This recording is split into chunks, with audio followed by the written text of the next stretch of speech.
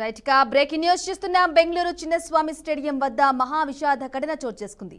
RCB IPL victory parade లో జరిగిన తొక్కిస్లాటలో 11 మంది అయితే మృతి చెందారు. మరో 50 మంది తీవ్రంగా గాయపడినట్లు తెలుస్తోంది. స్టేడియం లోపలికి ఒక్కసారిగా అభిమానులు తోసుకుని వెళ్లడంతో పాటు బారికేడ్లు దూకి క్రికెట్ అభిమానులు వెళ్లడంతో ప్రమాదం జరిగింది. ఈ ఘటనలో స్టేడియం ఖాళీ చేయాలని అభిమానులకు పోలీసులు విజ్ఞప్తి చేశారు. ఆసుపత్రిలో చికిత్స పొందుతున్న బాధితులను CM Siddaramaiah, deputy CM DK Shivakumar పరామర్శించారు. అభిమానులు భారీగా తరలి రావడంతో అదుపు చేయలేకపోయామని డిప్యూటీ సీఎం అన్నారు.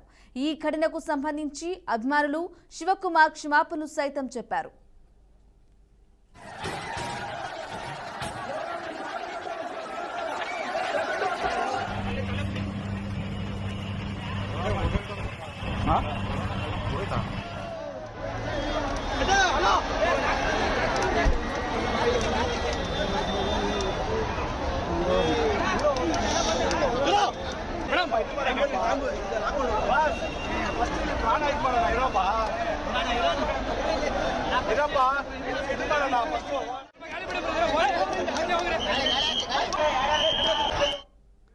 రైట్ గా బ్రేకింగ్ న్యూస్ చూస్తున్నాం. బెంగళూరు చిన్నస్వామి స్టేడియం వద్ద మహా విషాద ఘటన చోటు చేసుకుంది. ఆర్సీబీ ఐపీఎల్ విక్టరీ పరేడ్ లో జరిగిన తొక్కిస్లాటలో 11 మంది మృతి చెందారు. మరో 50 మంది తీవ్రంగా గాయపడినట్లు తెలుస్తుంది. స్టేడియం లోపలికి ఒక్కసారిగా అభిమానులు తోసుకుని వెళ్లడంతో పాటు బారికేడ్లు దూకి క్రికెట్ అభిమానులు వెళ్లడంతో ప్రమాదం జరిగింది. ఈ ఘటనతో స్టేడియం ఖాళీ చేయాలని అభిమానులకు పోలీసులు విజ్ఞప్తి చేశారు. ఆసుపత్రిలో చికిత్స పొందుతున్న బాధితులను CM Siddaramaiah, deputy CM DK Shivakumar పరామర్శించారు. అభిమానులు భారీగా తరలి రావడంతో అదుపు చేయలేకపోయామని డిప్యూటీ సీఎం అన్నారు. ఈ ఘటనకు సంబంధించి అభిమానులకు శివకుమార్ క్షమాపణలు సైతం చెప్పారు.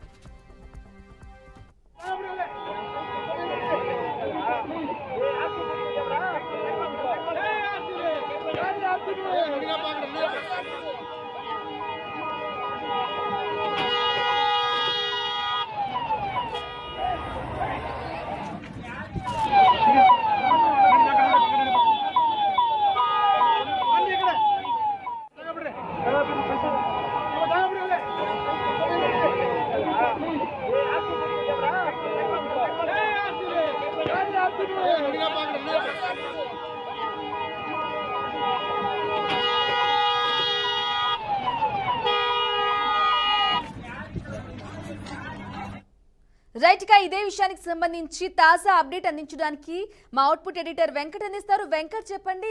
క్షతగాత్లను సీఎం సిద్ధరామయ్య పరామర్శించి వారికి క్షమాపణలు సైతం డిప్యూటీ సీఎం చెప్పినట్లుగా కూడా తెలుస్తోంది. అప్డేట్స్ ఏంటి? బెంగళూరు చిన్నస్వామి స్టేడియం తొక్కిసలాట ఘటనలో మృతుల సంఖ్య పెరుగుతున్న పరిస్థితి కనిపిస్తుంది. ఇప్పటి వరకు 13 మంది దాకా చనిపోయారనేది ఒక ఉంది. ఇందులో 50 మందికి పైగా గాయాలయ్యాయి. వీటిలో 37 మంది పరిస్థితి విషమంగా ఉన్నట్లుగా తెలుస్తుంది. మృతుల సంఖ్య మరింత పెరిగే అవకాశం కూడా ఉన్నట్లుగా సమాచారం ఉంటుంది. అయితే ఘటనపై ఇప్పటికే కర్ణాటక రాష్ట్ర ప్రభుత్వం స్పందించింది. పర్టికులర్ గా ఎవరైతే అక్కడ వేడుకకు అటెండ్ అయ్యారో డిప్యూటీ సీఎం శివకుమార్ ఆల్రెడీ ఒక ప్రకటన చేయడం కూడా జరిగింది. తొక్కిసలాట ఘటన చాలా దురదృష్టకరం, ఫ్యాన్స్ అదుపులో చేయలేకపోయాం, అందువల్ల ప్రమాదం జరిగింది. బాధితుల్ని చనిపోయిన వారి కుటుంబం ఆదుకుంటామని ఆయన స్పష్టంగా ఒక ప్రకటన చేశారు. ఆబ్వియస్ గా ఇక్కడ క్లియర్ కట్ గా ఒక నిర్లక్ష్యం అయితే కనిపిస్తున్నట్టు మనం భావించాల్సిన అవసరం ఉంటుంది. ప్రమాద సమయంలో అప్పటికే స్టేడియంలో గవర్నర్ కావచ్చు, మంత్రులు కావచ్చు, కర్ణాటక ప్రభుత్వం సంబంధించి వాళ్ళందరూ కూడా ఉన్నారు.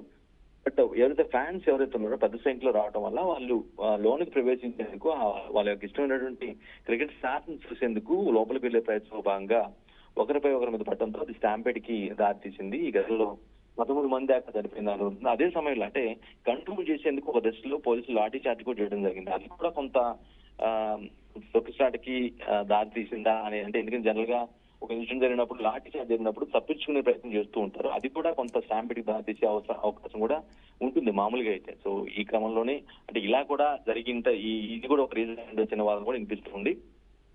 బట్ ప్రభుత్వం అయితే రాష్ట్ర ప్రభుత్వం అయితే యాక్సెప్ట్ చేసింది. ఖచ్చితంగా ఫ్యాన్స్ ని కంట్రోల్ చేయలేకపోయాము అని స్పష్టమైన ప్రకటన అయితే శివకుమార్, డిప్యూటీ సీఎం ఎవరైతే ఉన్నారో ఆయన కె శివకుమార్ స్పష్టం చేయడం జరిగింది. అంటే చాలా యాక్సెప్ట్ చేశారు, మిస్టేక్ ని యాక్సెప్ట్ చేశారు. బట్ ఓవరాల్ గా పోయింది మాత్రం ఫ్యాన్స్ ప్రాణాలు పోయింది, చాలా విలువైన ప్రాణాలు పోయాయి. అది కూడా ఫ్యాన్స్ తమ ఇష్టమైన అభిమానులు చూసేందుకు వచ్చినటువంటి వ్యక్తిని చూసేందుకు, వారితో ఫోటో దిగేందుకు, లేదంటే కరచాలన చేసేందుకు, చివరికి కనీసం ఒక లుక్ చివరి అంటే వాళ్ళకి ఒక గ్లింప్స్ లాగా ఒక లుక్ చూద్దాం అని మా దగ్గర నుండి చూద్దాం అని ఏదో ఒక ఆశతో వెళ్ళారో వాళ్ళ ప్రాణాలు, ఫ్యాన్స్ ప్రాణాలు కోల్పోయారు. ఇదే ఇప్పుడు ఇంకా మృతుల సంఖ్య పెరిగే అవకాశం ఉందనే సమాచారం అంటూ ఉంది. కొంతమంది పరిస్థితి 37 మంది, మొత్తం 50 మంది గాయపడితే అందులో 37 మంది పరిస్థితి చాలా సివియర్ గా ఉందని ఆసుపత్రి వర్గాల నుంచి సమాచారం అంటుంది. ఓవరాల్ గా దీన్ని అంటే బాధ్యులు దీనికి నిజంగానే కంట్రోల్ చేయలేకపోయినా ప్రభుత్వం ఒకవైపు ఒప్పుకుంటుంది. మరి దానికి ముందస్తుగానే ఎందుకు చర్యలు, పకడ్బందీ చర్యలు ఎందుకు తీసుకోలేదనే ప్రశ్న ఉత్పన్నం అవుతుంది. ఈవెన్ గవర్నమెంట్ హింసలా యాక్సెప్ట్ చేస్తుందంటే ఫ్యాన్స్ కంట్రోల్ చేయలేకపోయామని, దాన్ని అంచనా లేకపోవటమా, లేదంటే ఏం కాదులే దాన్ని మేనేజ్ చేయొచ్చు అని లైట్ తీసుకున్నారా అనే ప్రశ్నలు కూడా బయటకు వస్తుంది. సో వీళ్ళకి ఎవరు ఈ పోయిన ప్రాణాలకి బదులు ఎవరు చెప్తారు అనేది ప్రధానంగా ఇప్పుడు అక్కడ ఉన్నటువంటి కాంగ్రెస్, కర్ణాటకలో ఉన్నటువంటి విపక్షం ప్రధానంగా ప్రశ్నిస్తుంది. బీజేపీ చాలా బలంగా ప్రశ్నిస్తూ ఉంది. కేవలం మీరు సరిగ్గా ఇవన్నీ తీసుకుని ఉంటే ఈ పరిస్థితి వచ్చి ఉండేది కాదు కదా, ఇంతమంది ప్రాణాలు పోయి ఉండేది కాదు, ఇంతమంది ప్రాణాలు చావు బతుకుల మధ్య కొట్లాడే పరిస్థితి ఉండేది కాదు కదా అనే ఒక క్వశ్చన్స్ రైజ్ అవుతూ ఉన్నాయి. దీనికి మామూలుగా అయితే ప్రభుత్వం పరంగా మేము ఆదుకుంటాం, మేము బాధితుల్ని అన్ని విధాలు ఆదుకుంటాం అని కామన్ గా ఒక వార్డ్ చెప్తుంటారు. బట్ ఈ నిర్లక్ష్యం, అబ్సల్యూట్లీగా వాళ్ళ యొక్క నిర్లక్ష్యం లేదంటే అలసత్వం వల్లే ఈ ఇన్సిడెంట్ జరిగింది, ఫ్యాన్స్ ఈ విధంగా ప్రాణాలు కోల్పోయారనేది అది ఓపెన్ ఫ్యాక్ట్. దీనికి ప్రభుత్వం ఎలా కాంపన్సేట్ చేస్తుంది, ఏ విధంగా మాట్లాడుతుంది, బాధ్యులను ఏ విధంగా శిక్షిస్తుంది అనే అంశం ఇప్పుడు ఆసక్తికరంగా మారింది. సో కర్ణాటక ప్రభుత్వం అఫీషియల్ గానే, ఎందుకంటే చాలా 18 ఏళ్ల తర్వాత అంటే ఐపీఎల్ మొదలైనప్పటి నుంచి ఇప్పటి వరకు కూడా ఒక ట్రోఫీ కూడా ఆర్సీబీ, రాయల్ ఛాలెంజర్స్ బెంగళూరు రాలేదు. బట్ నిన్న జరిగిన ఫైనల్ ఫైట్ లో పంజాబ్ కింగ్స్ 11పై ఘన విజయం సాధించి, అంటే మంచి విజయాన్ని సాధించి ఒక 18 ఏళ్ల ఒక నిరీక్షణకు తెరపడేలా చేసింది. కాబట్టి ఆబ్వియస్ గా బెంగళూరు కర్ణాటక స్టేట్ ని రిప్రజెంట్ చేస్తుంది కాబట్టి ఆ జట్టు, ఆ రాయల్ ఛాలెంజర్స్ బెంగళూరు అనేది. సో ఆ ఫ్యాన్స్ కి చాలా ఒక ఎమోషనల్ అటాచ్మెంట్ ఉంటుంది. పర్టికులర్ ఈ ట్రోఫీకి సంబంధించి ఆ జట్లో ఆడినటువంటి ఆటగాళ్ళ విషయంలో ఒక స్ట్రాంగ్ బాండింగ్ ఎమోషన్ ఉంటుంది. ఎందుకంటే 18 సంవత్సరాలకి ఎదురు చూస్తున్నప్పుడు కూడా దొరకలేదు, దొరికింది కాబట్టి సో అటువంటి ఫ్యాన్స్ ని ఘనంగా చూడాలి, సత్కరించుకోవాలి, వారి విజయోత్సవాన్ని చూడాలి అని ఏదైతే ఫ్యాన్స్ కోరుకొని వెళ్లారో అది విషాదంగా దారితీసింది. స్టాంపిడ్ కి దారితీసి ఆల్మోస్ట్ 13 మంది దాకా చనిపోయే పరిస్థితి వచ్చింది. దీని మృతి సంఖ్య కూడా పెరగొచ్చు అని అంటూ ఉన్నారు. సో ఇది అక్కడ మాత్రం పరిస్థితి చాలా భావోద్వేగ పరిస్థితులు కనిపిస్తున్నాయి, విషాద వాతావరణం కనిపిస్తుంది. హాస్పిటల్స్ లో ఇప్పటికే దగ్గరగా నీరుపై ఉన్నటువంటి హాస్పిటల్ అన్నిట్లలో ఇక్కడ ఎవరైతే బాధితులు ఎవరైతే అక్కడ సివియర్ గా గాయపడ్డారో అందరూ కూడా అక్కడ చేర్చారు. ప్రస్తుతం వారికి సంబంధించినటువంటి బాగోగులు కానీ లేదంటే మెరుగు అందుతున్నటువంటి వైద్యం గురించి ప్రభుత్వం ఉన్నతాధికారులకి ఆరాధిస్తున్న పరిస్థితి కనిపిస్తుంది. అయితే వెంకట్, ఇక చెప్పండి, ఇక మహిళలు కూడా ఉన్నారు అందులో, అంటే చనిపోయిన వారిలో మహిళలు కూడా ఉన్నారు, ఇక ఒక బాలుడు కూడా ఉన్నారనైతే అప్డేట్ అందుతుంది. మరి దానికి సంబంధించిన అప్డేట్స్ ఏంటి?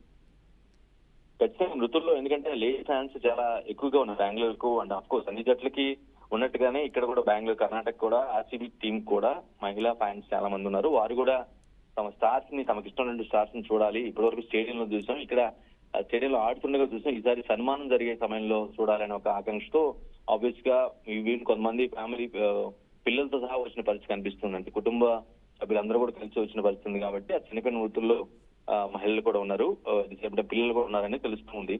సో వారు ఎవరు, వాళ్ళ డీటెయిల్స్ ఏంటి, వాళ్ళ పేర్లు ఏంటి అనేది ఇంకా అఫీషియల్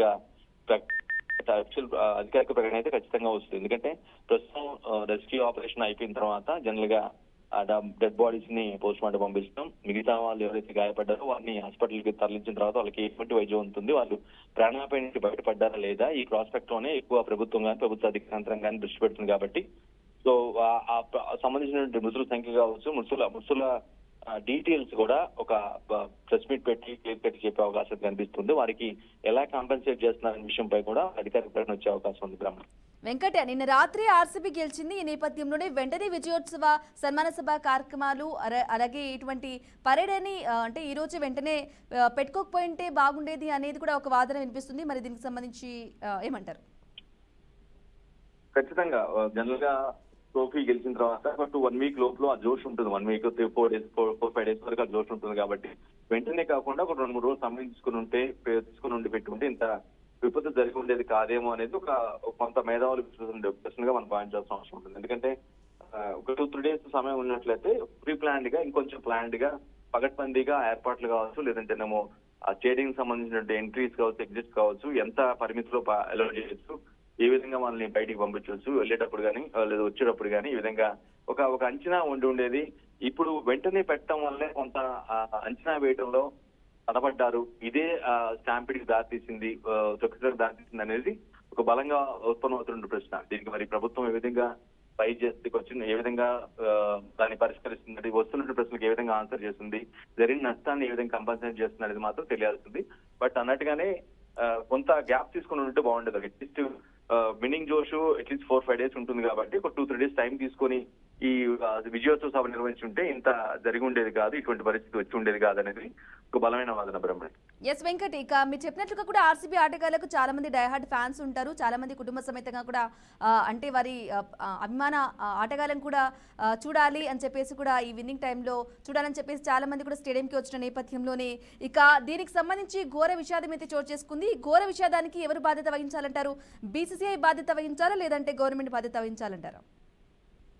ఖచ్చితంగా ప్రభుత్వం అనేది ఉండే అవకాశం అయితే కనిపిస్తుంది. ఎందుకంటే ఒక రాష్ట్రానికి చెందినటువంటి ఒక రాష్ట్రాన్ని రిప్రజెంట్ చేస్తున్న జట్టు ఒక ఆల్మోస్ట్ ఒక 58 రోజుల పాటు 60 రోజుల పాటు పోరాటం చేసి ఒక కప్పు గెలుచుకుంది కాబట్టి ఆ రాష్ట్ర ప్రభుత్వం కొంత గర్వంగా ఫీల్ అయిపోయి ఖచ్చితంగా సన్మానం చేయాలి, విజయోత్సవం నిర్వహించాల్సిన అవసరం ఉండాలి, నిర్దేశించాల్సిన అవసరం ఉంటుందని ఒక నిర్ణయానికి వచ్చిన తర్వాతే దీన్ని ఈ విధంగా యాక్సెప్ట్ చేస్తారు. కాబట్టి ఆ ప్రభుత్వంలో ఆ రాష్ట్ర క్యాపిటల్ బెంగళూరులోని చిన్నస్వామి స్టేడియంలో దీన్ని పెట్టుకున్నారు కాబట్టి ఖచ్చితంగా ఆ బాధ్యత ఆ పోలీసులు దాని నిర్వహణ మాత్రం సేఫ్ గా పూర్తి కంప్లీట్ గా విజయోత్సవం అధిక క్రీడాకారులు రావడం, ఫ్యాన్స్ చూసుకొని విజయోత్సవం పూర్తిగా ముగిసిన సేఫ్ సైడ్ గా ముగిసేంత వరకు కూడా ఆ ప్రభుత్వం తాలూకు బాధ్యత ఖచ్చితంగా ఉంటుంది. ప్రభుత్వం తాలూకు ఇన్ ద సెన్స్ రెవెన్యూ అధికారులు కావచ్చు, పోలీసులు కావచ్చు, మిగతా స్పెషల్ ఫోర్స్ కావచ్చు, వీళ్ళంతా కూడా బాధ్యతగా ఉండే అవకాశం కనిపిస్తుంది. ఎందుకంటే వాళ్ళకి కీలకంగా ఎక్కువ మ్యాన్ పవర్ కనిపిస్తున్న, ఎక్కువ క్రౌడ్ పుల్లింగ్ కనిపించిన చోట అన్ని విధాలుగా కావాల్సిన ఐపీఎస్ రేంజ్ అధికారులంతా కూడా తమ మేధస్సును ఉపయోగించి ఖచ్చితంగా ఈ విధంగా ఉంటే వెళ్తే బాగుంటుంది, ఈ విధంగా మనం డిసైడ్ చేస్తే బాగుంటుంది, మొదటి ఏంటంటే ఎటువంటి మిస్హ్యాప్ జరగదు అనేది ఒక జనరల్ గా ఒక కామన్ పర్సెప్షన్ లో ఉంటుంది. సో ఎటు చూసుకున్నా సరే ఖచ్చితంగా ప్రభుత్వం వైపు వీళ్ళు చూపించే అవకాశం అయితే కనిపిస్తుంది. మీరు ఎందుకు నిర్లక్ష్యం వ్యవహరించారు, ఎందుకు జాగ్రత్త తీసుకోలేకపోయారు, ఎందుకు ఏ విధంగా ముందుగా వ్యవహరించలేకపోయారు, ఈ ప్రశ్నలే ఉత్పన్నం అవుతాయి. కాబట్టి ఆబ్వియస్ గా ప్రభుత్వంపై అన్ని ఫింగర్స్ ప్రభుత్వం వైపు చూపే అవకాశం అయితే ఉంటుంది. దీన్ని వీళ్ళు ఏ విధంగా సార్ట్ అవుట్ చేస్తారు, ఏ విధంగా కంపన్సేట్ చేస్తారు అనేది తెలియాల్సింది బ్రహ్మణి. ఎస్ వెంకట్, ఇక మీరు చెప్పినట్లుగా కూడా ఏకంగా 11 మంది అయితే మృతి చెందారు, 50 మంది గాయపడ్డారు. అంటే బీజేపీ కూడా ఓ వైపు చెప్తూనే ఉంది పకడ్బందీ ఏర్పాట్లు అయితే చేయలేదు, ఇంకా అందుకే తొక్కిసలాటలో ఇంతమంది కూడా చనిపోవడం జరిగిందని చెప్పేసి కూడా బీజేపీ కూడా చెప్తుంది. మరి దానికి సంబంధించి అప్డేట్స్ ఏంటి? ఖచ్చితంగా ఏ రాష్ట్రంలో అయినా సరే ఒక రాష్ట్ర ప్రభుత్వం ఆర్గనైజ్ చేస్తున్నటువంటి ఈవెంట్, రాష్ట్ర ప్రభుత్వం బాధ్యత తీసుకున్న ఈవెంట్ లో ఒక మిస్హ్యాప్ జరిగినట్లయితే, ఒక ప్రమాదం, ఒక స్లాంట్ లాంటిది ఒక పెను విషాదం జరిగినట్లయితే ఆబ్వియస్ గా అది విపక్షానికి ఒక ఆయుధం అవుతుంది. అది ఇన్ కేసు ఇప్పుడు బీజేపీ అధికారంలో ఉన్నా సరే ఖచ్చితంగా కాంగ్రెస్ ఖచ్చితంగా అని ఉండేది, నో డౌట్ అందులో. విపక్ష సంబంధించిన తాలూకు ఎప్పుడు కూడా ప్రభుత్వాన్ని టార్గెట్ చేయడం ఉంటుంది. కాబట్టి సో అది ఏ సమయం, అది అమాయక ప్రజలు ప్రాణాలు పోగొట్టున్నారు, దానికి కారణం మీరే అనే అంశం. మీరే అనేది జనరల్ గా ఏ విపక్షం అయినా సరే, ఏ పార్టీ అయినా సరే, ఏ రాష్ట్రం అయినా సరే విపక్షం ఫస్ట్ పాయింట్ అవుట్ చేస్తుంది ప్రభుత్వాన్ని. ప్రభుత్వం కేవలం మేనేజ్ చేయలేకపోయింది, సరిగా అధికారులకు ఆదేశాలు ఇవ్వలేకపోయింది, సరిగా అంచనా వేయలేక ఇటువంటి పరిస్థితి తీసుకొచ్చింది, అమాయకుల ప్రాణాలు పోయినాయి అనేది బలంగా చెప్తూ ఉంటారు. అదే అంశాన్ని చెప్తూ ఉంటారు. అది పార్టీలకు అతీతంగా ఖచ్చితంగా అది ఏ రాష్ట్రం అయినా సరే జరుగుతూ ఉంటుంది. సో బీజేపీ లేవనెత్తిన ప్రశ్నలకి కానీ, లేదంటే ఇప్పుడు జరుగుతున్న పరిణామాలు కావచ్చు, ఆ నష్టమైన బాధితులు కావచ్చు, వీరందరికీ ఈ విధంగా ప్రభుత్వం చెప్తుంది. పోలీసులు వర్షన్ ఏంటి, ప్రభుత్వం ఏం చెప్తుంది, ఘటనపై విచారణ ఆదించారు కాబట్టి కంప్లీట్ గా ఒక నివేదిక అయితే తీసుకొచ్చి దాన్ని చెప్పే అవకాశం, దాని నివేదిక స్టెప్ బై స్టెప్ చెప్పే అవకాశం అయితే ఉంటుంది. సో చూడాల్సిన అవసరం ఉంటుంది. వెంకట్, ఒకనొక టైంలో తొక్కిసలాట జరిగింది, అలాగే పోలీసులు కూడా లాఠీ చార్జ్ కూడా చేశారు. ఒకంత సర్దుమణిగిన తర్వాత అంటే లాఠీ చార్జ్ కూడా చేయడం చూసుకోవచ్చు. అంటే ఈ నేపథ్యంలో అసలు ఏం జరిగింది అనుకోవాలి, గందరగోళం ఎందుకు అంతగానో అంటే నెలకొంది అనుకోవాలంటారు?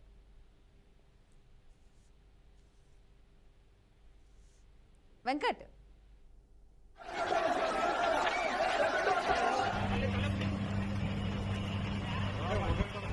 हाँ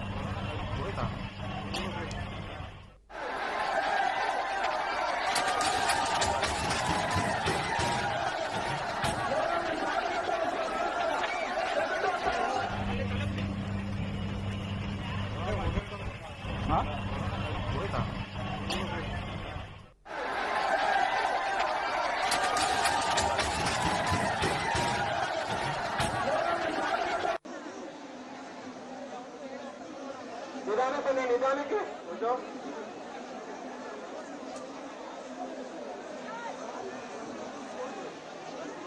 ನೋಡ್ರಿ ನಿಮ್ ಪ್ರಾಣಕ್ಕಂತ ಮುಖ್ಯ ಅಲ್ಲ. ಪ್ಲೇಸ್ ನೋಡಿ, ಡಿಪಾರ್ಟ್ಮೆಂಟ್ ಅವರು ಸ್ಟ್ರೈಕ್ ಮಾಡಿದ್ರೆ ನಿಮ್ಗೆ ಮಾನ್ಯತೆ ಇಲ್ಲ. ನಿಜವಾಗ್ಲೂ ಹಿಂದೆ ಹೋಗಿ ಎಲ್ರು ಹೋಗಿ ಹಿಂದೆ. ಎಷ್ಟೊಂದು ಹೆಣ್ಮಕ್ಳು ಬಿದ್ದೋಗಿದ್ದಾರೆ, ಅರ್ಥ ಮಾಡ್ಕೊಂಡು ಹಿಂದೆ ಹೋಗಿ ಪ್ಲೀಸ್. ಅರ್ಥ ಮಾಡ್ಕೊಂಡು ಹಿಂದೆ ಹೋಗಿ. ನಿಮ್ಗೆ ಸ್ವಲ್ಪ ನಾನು ನಿಮ್ಮ ಒಬ್ರು ಇದ್ದೇ ಇರ್ತಾರೆ ಅದರಲ್ಲಿ. ದಯವಿಟ್ಟು ಹಿಂದೆ ಹೋಗಿ ಎಲ್ರು ಪ್ಲೀಸ್.